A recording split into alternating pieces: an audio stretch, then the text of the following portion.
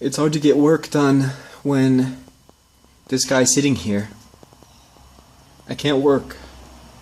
I can't write because he's sitting here and he's just staring at me.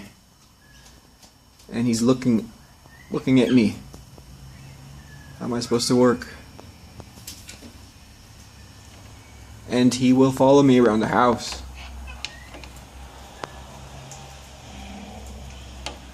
If I try to escape to another room, he'll follow me to that room. So he's co-opted my attention entirely.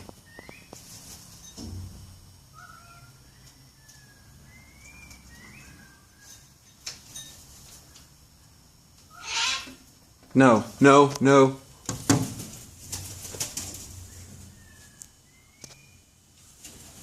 That was a threat, of course.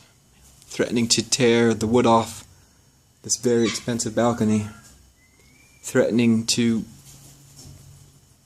Well, I shouldn't put the blame on him. I should put the blame on myself. I'm a human. But I feel like blaming them.